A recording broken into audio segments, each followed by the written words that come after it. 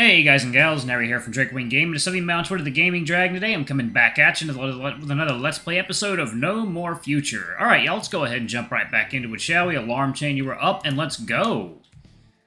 Good morning. I hope there weren't any issues with your flights. There weren't, in spite of how quickly they had to be arranged for. They weren't, in spite of how quickly they had to be arranged for. I swear, you and your impromptu meetings. That man, Mr. Aljon or whatever, appears to be rather quick to anger. Jasper didn't so much as look in his direction, he's already up in arms. Indeed. We haven't had a need for a meeting for quite a long while.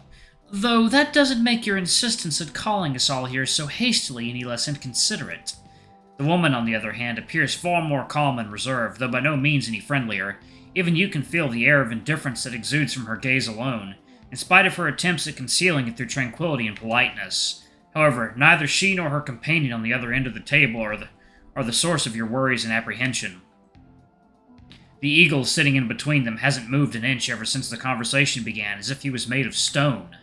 And yet, even that's not an apt analogy. Underneath his seemingly immobile gaze, you can feel a swarm of calculating thoughts hiding underneath, and a million eyes watching over every subtle movement in the room.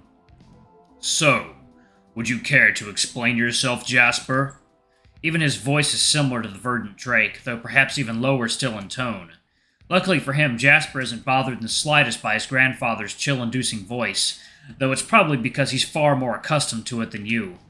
I apologize for rushing you all here with relatively little forewarning, but this meeting is indeed necessary, as you'll understand in just a few minutes. The situation of the synthetic project has reached a boiling point that neither I nor you can no longer ignore.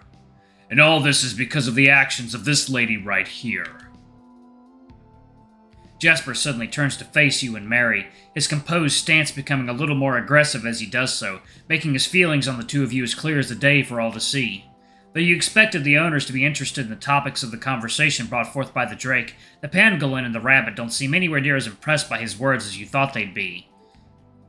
So, this meeting's all about synthetics. Again, simply wonderful. Are you referring to the lot of them in general, or that one over there in particular? Clearly he means that one specifically, else there'd be no reason to let it witness this private meeting. Let it witness? Well, so much for hoping for the best. More people who view me as nothing more than a machine, and this time they're the very ones responsible for the project that created me. Are Mary and her team truly the only ones in this company willing to think of me as a fellow human? Why in the world are these people financing a project they don't even believe in? You don't even have time to worry about that as Jasper continues where the pangolin left off. Correct, Miss Lightning. The synthetic is particularly relevant to our discussion here today, and so I thought it wise to invite him here alongside his maker. For purely demonstrational purposes, of course.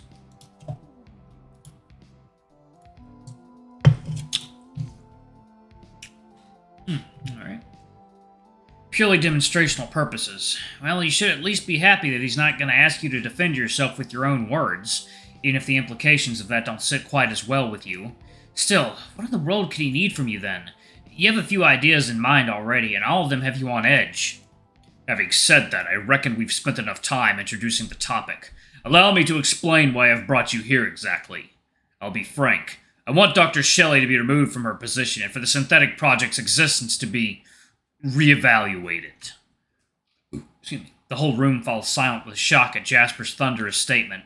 Even you are left thoroughly speechless before the Drake's bold words. You knew this meeting was important already, but never to this extent. Have you gone mad? Without Dr. Shelley's knowledge and expertise, there would hardly be a project to reevaluate. You're essentially asking that we pull the plug on this entire initiative. In a way, I suppose you're correct. Yes. This is bad. Terribly bad. Mary and her team are the only people in this entire building who seem to care about you in the slightest. Even if the project could stay afloat without her, there's no telling what manner of disasters could befall you in her absence. Especially considering everything you've done in the past few days. You send a pleading look Mary's way, hoping that she will catch on to how much this discussion means to you, but her eyes are transfixed onto the belligerent dragon, like a warrior ready to parry whatever their enemy throws at them. You hope that she understands how high the stakes have been raised now. I still don't understand why you'd want Dr. Shelley gone. I'm aware that there's always been some bad blood between the two of you, but... Bad blood? That's putting it mildly, Miss Lightning. But to answer your question, Dr. Shelley has proven herself to be a dangerous individual in charge of an even more dangerous project. She is not only unfit for her role, but an active detriment to this entire company. As such, I ask you that you purge her from her duties, effective immediately. Mary's eyes slide towards the ceiling as the CEO's accusation. At the CEO's accusation, though that's hardly enough to stop the spew of vitriol that is coming her way. Across the 10 years I've been working here, Dr. Shelley has always been particularly difficult to keep in check. Her perennial lateness and almost total inability to relay her progress reports to me on time is nothing short of legendary. And in the past few years, these nasty habits of hers have only grown worse.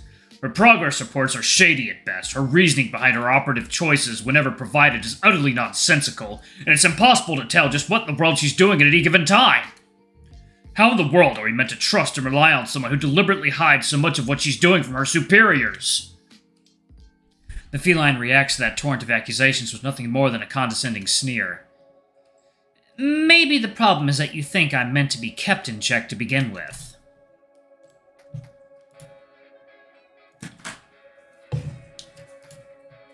Alright. You couldn't possibly have heard that right, you reason. That's your reply, Mary? That you couldn't think of anything better than that? She's confident in herself, you'll give her that, but confidence alone isn't enough when all you have to defend yourself are snarky and unhelpful remarks like that. However, if her goal is to rile up the dragon before even further, she most certainly achieved it. Why, you? Before he can interject, Mary begins to explain herself properly. I'll admit, I sometimes forget to deliver utterly unnecessary paperwork on time, and seldom provide reports on the progress of my team, but that's to be expected given the scale of what I'm working with on a day-to-day basis. And really, why in the world am I supposed to keep you up to the date with what I'm doing anyway? You may be the CEO, but that doesn't mean you're my boss. Don't try to weasel your way out of this, Shelley. Just because you're the head of the synthetic department doesn't mean you don't answer to anyone. Don't answer to anyone. Until proven otherwise, you're an employee of this company. The head of your department, no less. And that means that you report directly to me, like everyone else does. As convincing as his argument sounds to you, Mary doesn't sound impressed by it in the least. Like I already said, there's really no reason why I should keep you updated on every little thing we're doing. Like you so often ask of me and my team. After all, the only reason you're overseeing this project in the first place is to keep track of our budget, and I make sure to keep our reports on that front squeaky clean. So Jasper only looks after the funding of the project. Not unsurprising given all you've learned about him so far. If that's true, then perhaps Mary's argument isn't quite as shoddy as you thought it was. It's not the left hand's job to know what the right one is doing and all that. But even you can tell that it's not going to be quite that simple. The budgets are rather curated, I'll admit. At the very least, you don't shy away from highlighting how much of our money you're sapping away every day. Money that could benefit hundreds of thousands of far more deserving businesses instead of being wasted on this farce of a project. Give me a break. You can act offended as much as you want, but even you can't deny the truth. All the billions upon billions of dollars you're wasting helping people die can be spent in countless ways on ventures that help people live. He makes a fair argument, you have to admit. You can definitely see why someone who doesn't believe in the usefulness of this technology would want the money invested in it devoted to other alternatives. But this still doesn't tell you why he despises synthetics to begin with, and it's also not enough to deter Mary from railing into her superior further. We already are helping them live. We're giving hope to those who have none, and paving the road for innovation the likes of which this world has never seen before. And just because you refuse to believe in it doesn't make me unfit to continue my work. That's not how it works, you mindless... That's enough. Oh, which one was that? Mr. Morgan quiets down the whole room with nothing more than a well-timed shout. We're getting off topic. We're here to have a serious discussion, not a screaming match between children.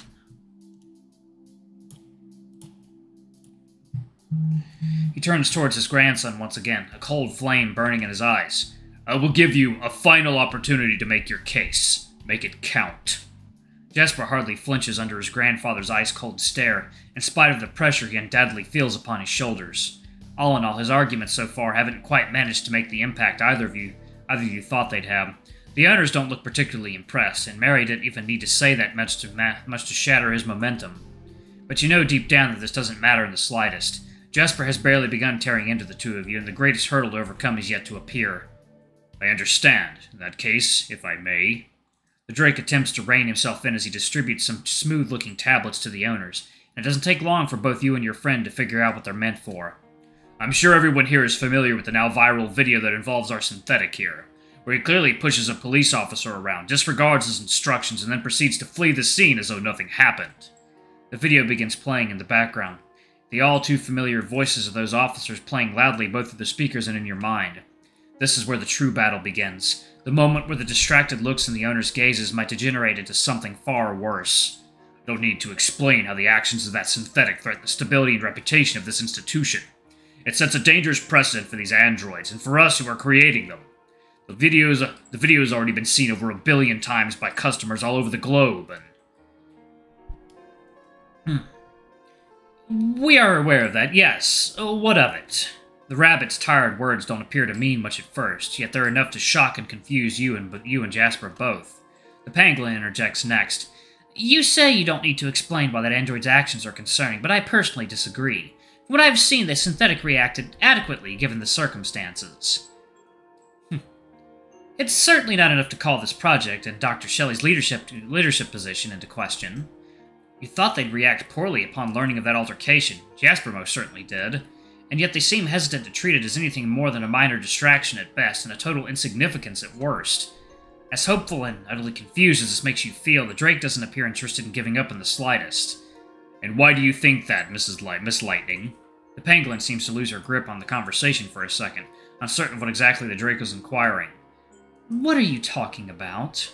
I'm saying that maybe you only believe that because you think this is a one-time thing. Because we could always shove all the burdens of responsibility onto those policemen on account of this being a lone freak accident. But that's precisely why we're here today, because this wasn't just a one-time thing. That incident was only the first time our synthetic here did something regrettable like attacking somebody unjustifiably.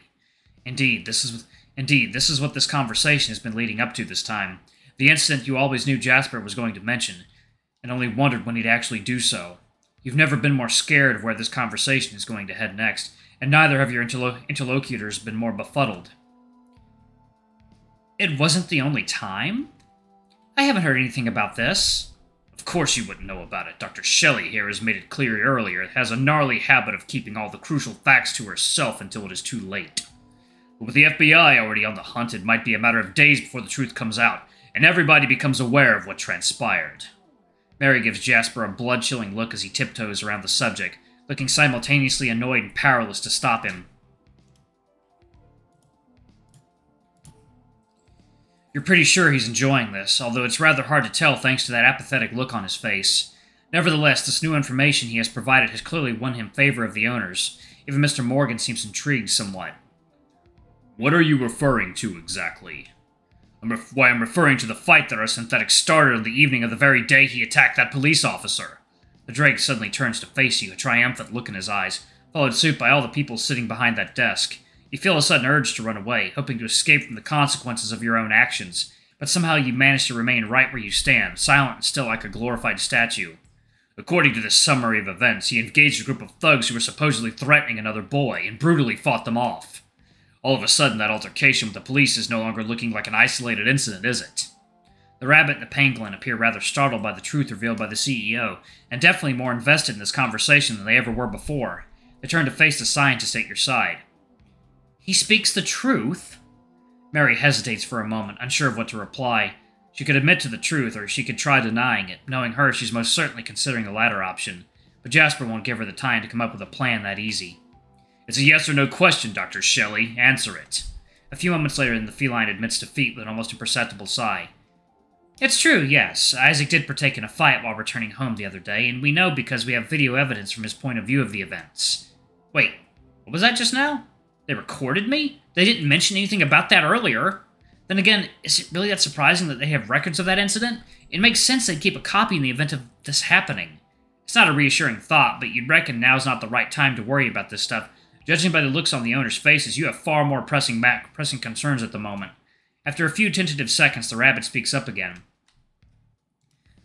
Alright, y'all, I'm going to go ahead and pause it right there. Thank y'all so much for watching. Don't forget to like, comment, subscribe, ring that notification bell, and check out our Patreon if you can. It always helps. Before I go, I'm going to give a quick shout out to our lovely bronze tier patrons. Thank you all for all you do for the channel. We greatly appreciate your support. Thank you to our silver tier patron, Cade Silvermoon. Thank you for going a bit above and beyond. It's greatly appreciated. Thank you to our gold tier patron, Tresem Guy. You're awesome. We love you. Thank you for subbing to ultimate tier. Anyway, if y'all want to get your names in the credits, get access to all of our not safe for work content as little as $5. Alrighty, I love you all, and I'll see y'all in the next video. Bye-bye!